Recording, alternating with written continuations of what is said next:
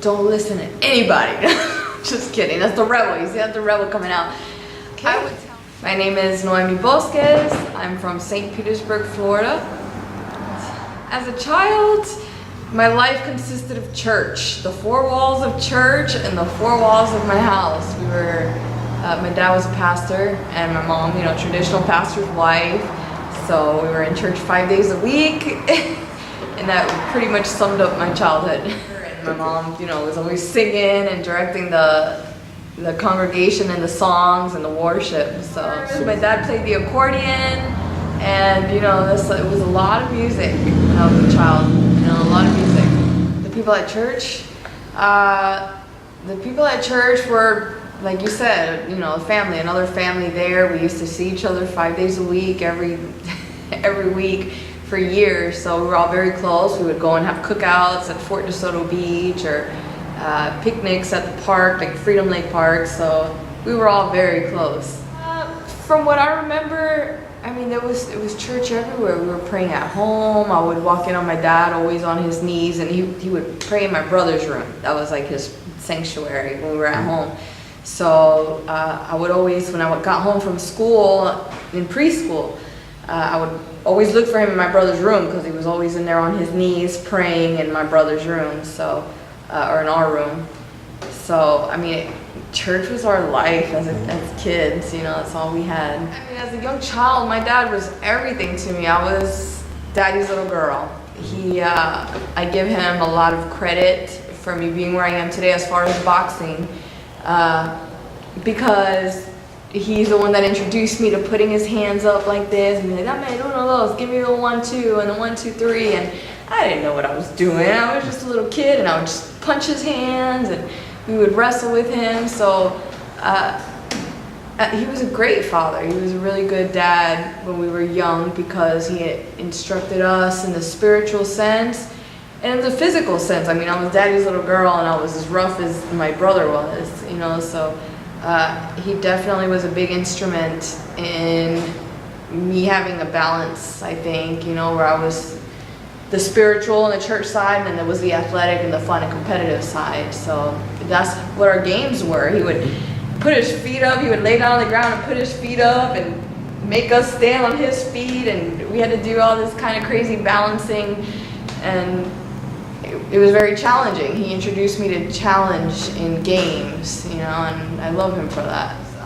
When we were young, he would always make the time for us, take us to the park, no matter how busy he was or how wrapped up he was in his work. He always took time to take us to the park or play with us, and that's something that I still carry as very important today with my daughter, because I live a very busy life between the boxing and the promoting and the traveling, but I always make sure that I have at least one day out of the week, or that I dedicate to her, that I spend with her. We go to the beach, or we spend that time with her, and it's a very important lesson he taught me young, When I was like 12 and 13 years old, I started becoming a little more mischievous and curious.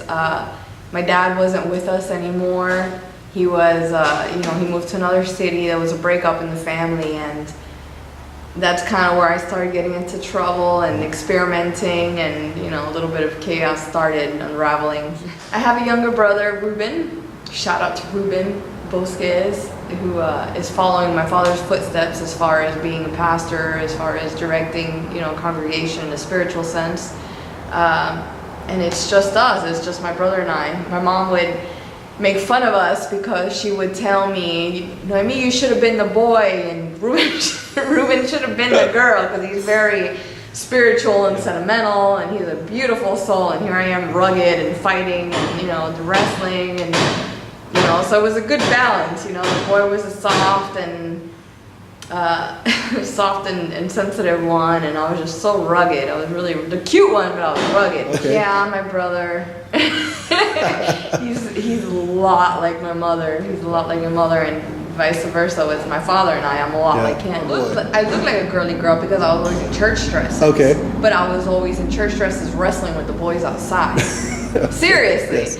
So, that was the best part of Sundays to me, is to have the rest of the afternoon after church to go and play, and a lot of times I wouldn't even change. you know, I would go straight after church and still be in my dress and my nice little shoes and go out there and play football with boys. And I was 6, 7, 8 years old, you know. So if you looked at me, I was a girl, a little pretty girl, but I was just as rough as the guys were, you know. My dad would get so mad at me. Eso no son juegos de niña. Eso no son juegos de niña. Girls should be in the house playing dolls. You shouldn't be out there jugando de mano. He would always tell me. It's so boring. I didn't want to be inside the house playing with dolls. I wanted to be outside racing and, you know, being competitive with boys. Girl games are so boring to me, you know. Play house. What? I used to sing a lot. I mean, I carried it on. My mom was a singer. My grandmother sings. We've all kind of been musicians. And yeah, I guess singing was a really beautiful thing for me as a child growing up, because I was always, believe it or not, I was very shy, but I loved to sing. I felt awesome singing. So I had the opportunity to sing in church in front of everybody on the microphone, and I was so scared, you know. I was just a little girl, and I'd be really scared. And one time I went up and I did it and I sang, and it was a really nice and freeing moment, because I faced my fear and did something I loved so much, and I was able to sing in front of the whole congregation on a microphone and do what my mom was doing. So it was a good childhood highlight, I guess, for me. You know, it taught me how to be brave. Because as a child, you don't know too much about facing fear. You just know you're scared or you're not scared. You know, you do what you're not scared of. But that was one of the first times that I was able to be completely scared, sweaty palms, I mean, probably sweaty everything. And I went up there and in front of everybody, I was probably maybe 6 or 7 or 8 years old. And I sang, and even though my voice was crackling a little bit, it was a release to do it. Oh, and I would have never felt that if I wouldn't have faced my fear. So I guess at the early age, it taught me to love what I'm afraid of, you know. So that was probably a highlight that is still evident in my life today. You know, facing things that I fear bring me the most freedom, you know. So that's probably one of the highlights. I didn't get my nickname until I was already in my 18-ish, which is No-No. To this day, they still call me No-No, and what it is just short for Noemi. There's so many people that have a hard time saying my name. Naomi, which it doesn't bother me, but it seems to bother everyone else, so they don't know how to say it. So one day, I think it was actually James McGirt, who was a professional boxer, who first started calling me No-No, or No for short, and it's just kind of kept on since. So No-No. Perfect day was when my dad would take us to the park, and I don't remember what the park was called, but it was on 4th Street and 22nd Avenue North in St. Petersburg. I don't remember what it's called for the life of me, but he would take us, it was usually after we got a shot from the doctor. He would try to make us feel better, or try to make me feel better, and take us out for ice cream, and then we would go to that park, and we would forget that we were hurting and that we had gotten a shot on our fingers. But that was definitely something that I looked forward to as a child, is going and hanging out at the park with my father. I mean, nothing else really mattered. You know, we could have got a shot from the doctor, and I was just so happy to be at that park playing, you know. I remember being in elementary school and middle school, and while I was listening to the teacher speak, or we were watching a film or something, I would sign my name over and over and over again. I would literally have a sheet of paper with like 200 signatures, just because I was bored, and I would try to make it as perfect as I could.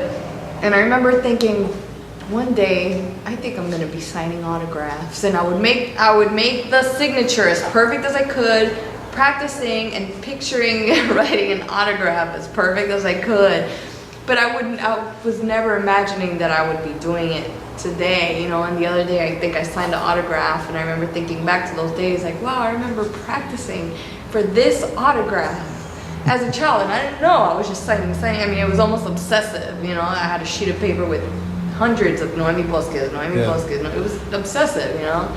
And that's something that kind of, I guess I was doing a lot. That the most recent one that I can remember is when I was in another country. I don't remember if it was New Zealand or Beijing, but I was walking down the street and it was like, wow, I've been here before. And it's actually happened a lot. Maybe not with being in a different country, but yeah, it's interesting you asked that. I have that a lot. I have those a lot. And I don't remember where I remember the memory from or when but it's like, I've been here before. I'm hoping when I'm older, I get to live in other countries. It's my dream to experience other countries and take what I've learned as far as teaching fitness or boxing or, these things that I've been involved with for so long, and taking that with me to other countries like Africa, Australia. And I picture myself even in my 60s to be experiencing these other countries and living among the normal people there, and just learning a very simple life, but in other places. When you feel attached to something, you should attack it. You should give it everything and don't listen to anybody and what they say and why you shouldn't do it, because they're wrong. If you love it and you're passionate about it, that's your moneymaker. That's what you have to do. That's what's going to generate happiness and put the greatest part of you inside whatever that it is you're doing. And that's what you're supposed to do. And it's not always easy, because people are going to tell you, like my family told me, you're a girl, you're a lady. Lady, you're not supposed to be outside jugando de mano. They're not supposed to be playing with their hands. And now look, because I followed what I was so passionate about, I've been to places like Beijing, I've been to places like Auckland, Acapulco, Mexico City. I mean, it's opened up so many doors, not only for me physically, but I mean for other people. I work with other people and I share my stories and I help inspire them now. And my message would be to be brave and do what you love to do regardless. You have to stay respectful, of course, to to people, to the authority, but follow your passion. It's everything. It opens so many doors, and you have to sacrifice so much. You have to sacrifice friends, you have to sacrifice money, you have to sacrifice so much, but it's worth it. It's worth it in the end. So that's my message.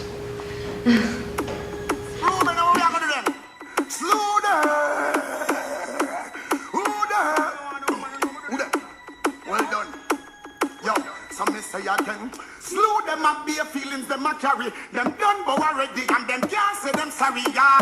Slew them up, be feelings them a carry. Who no want them something to me again? Well, you what you with name? Who them a could have what that them a try? Them got this king still a see what you all like them die, yeah. Who them a make us see them with the spell? Them this money well and them soul gonna hell, yeah. Who them a could have who them walk us? Them this Marcus, I know them all bite it dust, yeah.